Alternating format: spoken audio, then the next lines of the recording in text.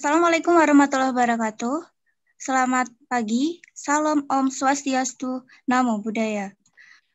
Perkenalkan, nama saya Retna Wulan Salsabila, NIM 811411809, Fakultas Hukum, Angkatan 2018 dari Universitas Negeri Semarang. Pada karya tulis ilmiah saya kali ini, saya didampingi oleh seorang dosen pendamping yang bernama Dr. Ali Masyar, SHMH. Mohon izin Bapak Ibu Dewan Juri untuk saya mempresentasikan terkait judul saya. KTI pidana saya pada kesempatan kali ini berjudul Dilema Keabsahan Regulasi Peradilan Pidana via video telekonferensi dalam perspektif KUHP sebagai inovasi KUHP sebagai inovasi beracara dalam kondisi pandemi COVID-19.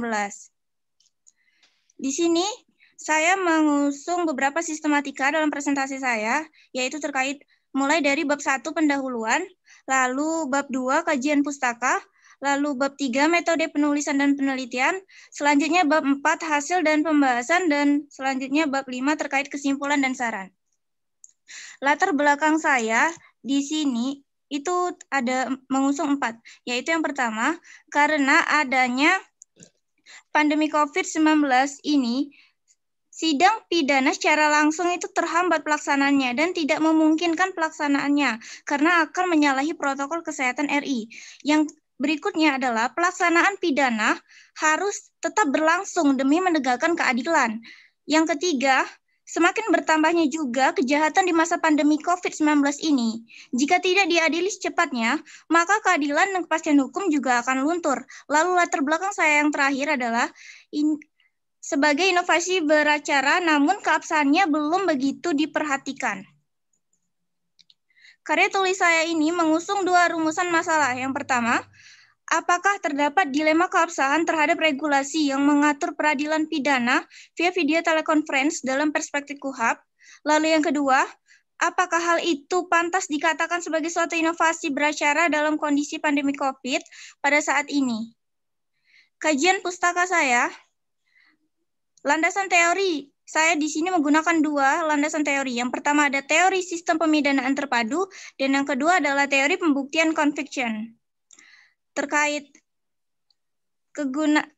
kegunaan dari teori sistem peradilan pidana terpadu di sini, yaitu untuk menelaah prinsip peradilan pidana via telekonferensi ini sudah dilakukan secara seimbang, transparan, serta dapat melihat kebenaran material atau justru dapat menjauhkan kebenaran material tersebut, serta dapat menelaah dan menilai apakah praktik sidang pidana via telekonferensi tersebut mampu menjaga keseimbangan di setiap pihak yang terlibat atau malah merugikan salah satu pihak. Misalnya, terdakwa yang telah kehilangan hak-haknya untuk berkomunikasi dengan pihak kuasa hukum atau pengacaranya sebelum persidangan berlangsung.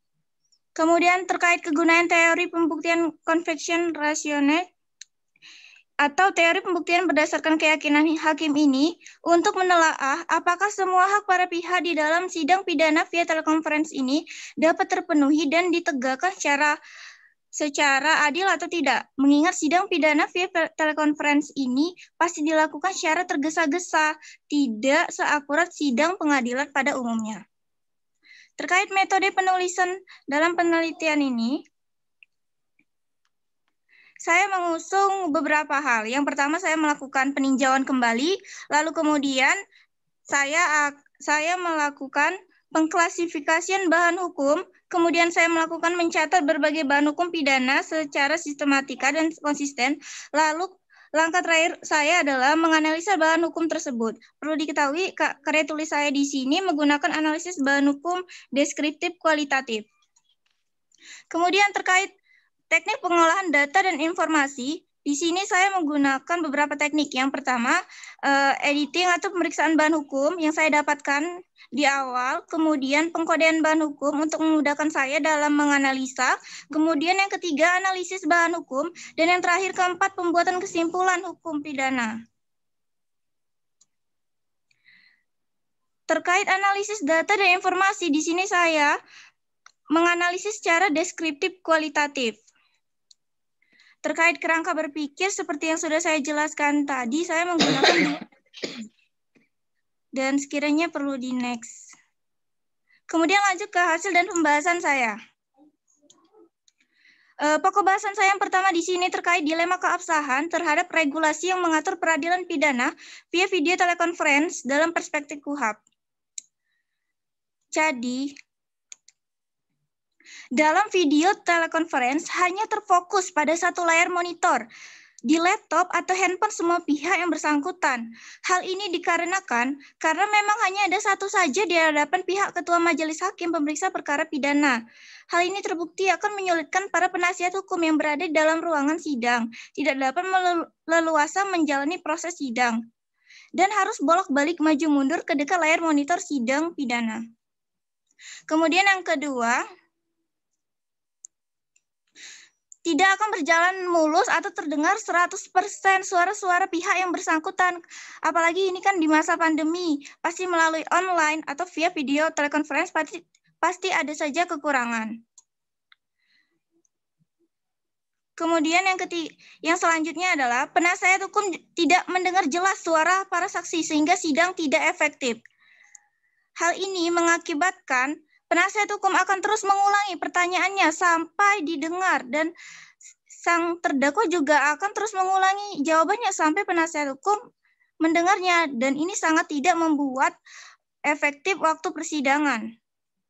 Kemudian yang selanjutnya, keabsahan hukum sidang pidana online bertentangan dengan pasal 145 dan 154 KUH acara pidana. Di sini dari segi keabsahan sidang ini secara hukum bertentangan dengan pasal 145 KUHP dan pasal 154 KUHP. Jadi, regulasi hukum acara pidana yang berada di dalam KUHP itu menghendaki tidak dilaksanakannya pelaksanaan sidang pidana secara online atau via video telekonferensi. Bahkan pemeriksaan barang buktinya pun di sini tidak boleh melalui online.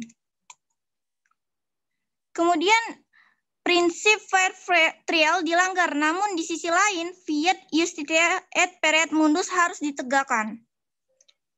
Selanjutnya, rentan merugikan hak-hak yang dimiliki oleh terdakwa. Tentu saja pelaksanaan sidang secara online ini sangat rentan sekali. Secara manual saja, masih ada beberapa hambatan, apalagi secara online, terlebih bagi terdakwa yang mengidap atau penyandang disabilitas. Hal itu justru akan sangat menghambat jalannya persidangan. Ini yang seperti saya jelaskan tadi. Jika sidang tetap dilakukan secara online, maka para pengacara dari pihak terdakwa tidak akan dapat berkomunikasi langsung terhadap kliennya. Dan ini juga cukup berakibat sangat fatal, sehingga keadilan dan penciptaan kebenaran bagi para terdakwa sangat jauh dari rasa keadilan. Beberapa prinsip hukum juga dilanggar di sini, salah satunya prinsip hukum peradilan jujur dan adil. Kelancaran sidang tidak akan dapat terwujud jika salah satu fasilitas atau kelengkapan kurang atau belum memadai.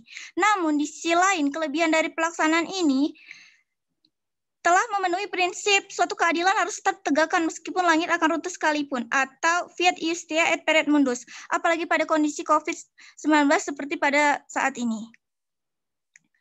Terkait pokok bahasan yang kedua, yaitu terkait pantas tidakkah dikatakan sebagai suatu inovasi beracara dalam kondisi pandemi COVID-19 pada saat ini.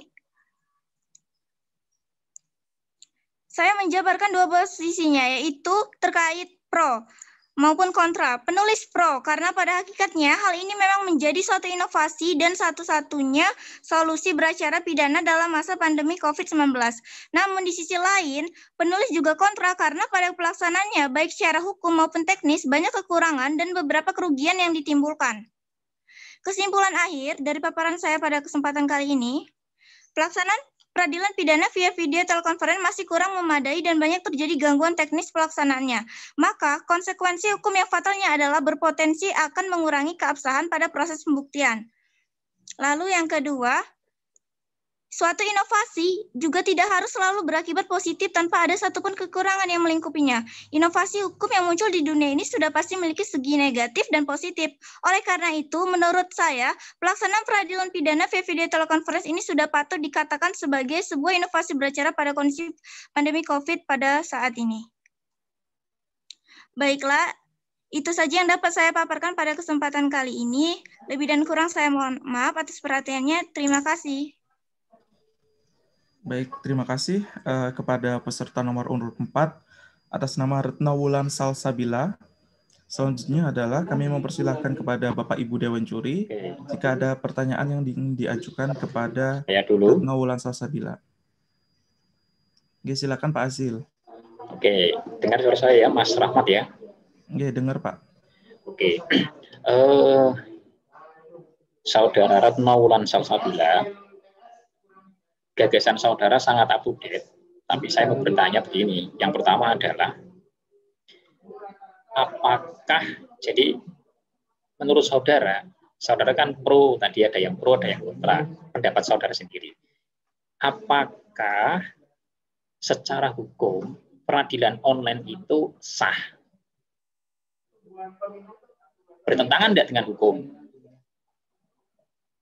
Itu saja, coba. Itu dulu. Baik, terima kasih atas pertanyaannya. Saya akan mencoba menjawab sependek pengetahuan saya. Jadi menurut pendapat pribadi saya, peradilan pidana secara online itu kalau kita menelaah terkait Perma Pasal 4 Nomor 1 Tahun 2019, di situ tidak ada menyebutkan bahwa peradilan pidana itu boleh melalui elektronik atau online. Di situ hanya dijelaskan peradilan yang boleh dilakukan secara online itu hanya boleh dilakukan secara perdata, karena di dalam peradilan pidana itu tidak bisa in absentia, atau ya kalau semisalnya peradilan online lalu yang unsur in absentianya dilanggar. Seperti itu, Bapak. Jadi menurut saya tidak bisa, namun itu menjadi solusi satu-satunya karena Indonesia saat ini sedang mengalami wabah penyakit pandemi COVID yang membuat para penegak hukum di Indonesia harus tetap menegakkan keadilannya. Seperti itu, Bapak. Terima kasih. Yang kedua ya, yang terakhir ya. Kalau itu sebagai sebuah solusi, maka bagaimana solusi itu diterapkan tanpa melanggar undang-undang? Baik, Bapak. Terima kasih atas pertanyaannya. Saya coba menjawab sependek pengetahuan saya.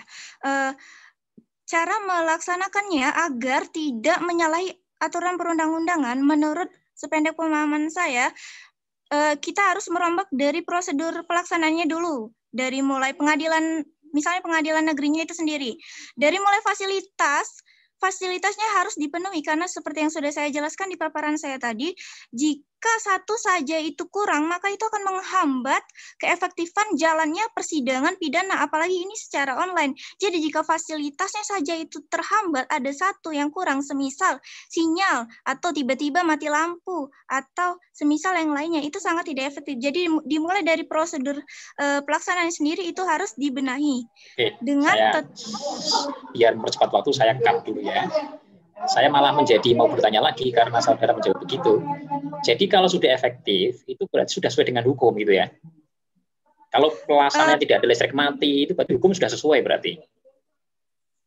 Tidak Bapak. Tidak sepenuhnya sesuai, karena seperti yang sudah saya paparkan pada presentasi saya tadi, ada sisi negatif dan positifnya. Tetapi lebih banyak sisi negatifnya, karena terkait keabsahan hukumnya ini sangat cukup mengurangi keabsahan hukumnya. Dari segi terdakwa, ada beberapa hak-hak terdakwa yang boleh dikatakan hilang di sini.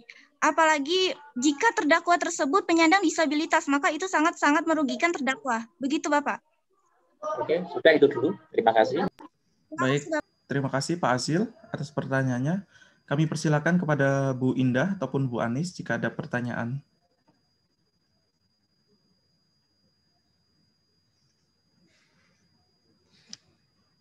Bu Indah, apakah ada pertanyaan, Bu? Iya, Saudara Wulan Salsabila. Baik, sebelumnya saya ucapkan selamat kepada saudara yang ini semester 4 ya. Semester 5, Ibu. Oh, semester 2. Ya, makanya 2. Semester berapa? Semester 5. Oh ya, 4, 5 lah ya, 5. Luar biasa. Tetapi begini, dari yang saudara gugat tadi, Simpulan saudara apa? Simpulan, coba disampaikan simpulannya. Baik Ibu, saya akan mencoba menyampaikan kesimpulan. Jadi kesimpulan dari karya tulis ilmu saya kali ini, saya menghendaki adanya beberapa perubahan terhadap prosedur pelaksanaan sidang pidana secara online. Simpulan yang saudara sampaikan tadi, simpulan saudara tadi apa? Dari keseluruhan tadi paparannya tadi apa? Saya nggak menanya ini. Saya tanya saudara simpulannya. Baik Ibu. Jadi kesimpulannya, pelaksanaan peradilan pidana via telekonferensi ini masih kurang memadai dan masih sering terjadi gangguan teknis pelaksanaannya.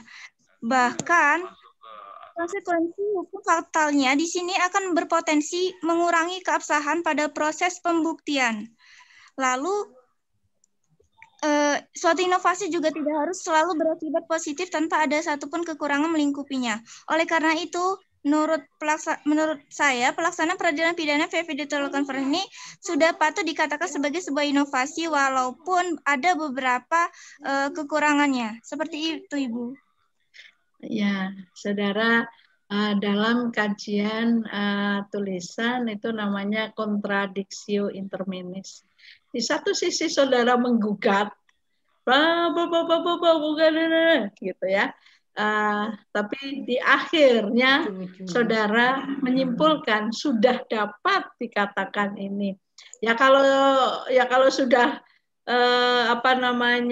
menyatakan bahwa itu tidak masuk dalam kriteria atau syarat-syarat dalam sebuah SPP, syarat-syarat due process of law dan semuanya, ya terus tidak di tengah jalan kemudian sudah itu wong Jawa banget gitu ya. Jawa banget kalau simpulannya walaupun demikian tapi sudah dapat dikatakan ya itu kalau nggak merupakan inovasi ya katakan saja itu bukan inovasi begitu. Itu saja yang ingin saya sampaikan, tidak perlu saya memberikan pertanyaan kepada saudara Retno Wulan dan appreciate kepada saudara. Terima kasih. Baik Ibu. Terima kasih. Terima kasih Bu Indah. Kami persilakan Bu Anis jika ada pertanyaan, Bu. Ya, terima kasih. Tadi sudah banyak pertanyaan ya. Ini Mbak, saya dari judulnya dulu ya. Coba tadi ketika saudara menjawab pertanyaan Bu Indah, saya menangkap ingin menggugat keabsahan pembuktian, kan begitu toh? Pembuktiannya ya dari peradilan pidana ya. Tapi di sini judulnya coba saudara resapi itu. Dilema keabsahan regulasi peradilan pidana via video telekonferensi. Ini sesungguhnya yang mau saudara bahas itu keabsahan regulasinya atau keabsahan persidangannya, begitu kan? Karena ketika yang saudara paparkan di tulisan saudara itu, saudara mau bicara terkait pembuktiannya, kan begitu. Tapi kok ini malah di judulnya keabsahan regulasi peradilan pidana. Coba Mbak saudara jelaskan ke saya. Mungkin Bu Anis yang belum paham itu. Coba silakan. Baik Ibu, terima kasih atas pertanyaannya. Saya akan mencoba menjawab sependek pengetahuan saya. Jadi di judul saya ini kan terkait dilema keabsahan regulasinya. Nah, jadi saya mencakup di dalam pelaksanaan peradilan pidana itu Bu, baik terkait pelaksanaannya gitu Bu. Jadi terkait dampak negatif dan sisi positifnya juga saya jabarkan di sini. Jadi di sini menekankan terkait kebingungan apakah sebenarnya pelaksanaan ini sudah sah menurut hukum atau tidak. Namun di sisi lain, pelaksanaan sidang pidana secara online ini juga satu-satunya inovasi di masa pandemi kita saat ini. Mungkin seperti itu Ibu yang ingin saya tekankan. Jadi saudara memang ingin melihat keabsahan dari regulasinya, dari regulasi pidana, dari keabsahan regulasinya. Ya Ibu, keabsahan regulasi peradilan tersebut apakah sudah efektif atau belum dalam beracara di masa sekarang ini? Seperti itu, Ibu. Oke, cukup, Mas. Terima kasih. Terima kasih kepada Bapak Ibu Dewan Juri yang telah mengajukan pertanyaan kepada peserta nomor urut 4, Retna Wulan Salsabila. Selanjutnya kita melangkah kepada peserta ke-5.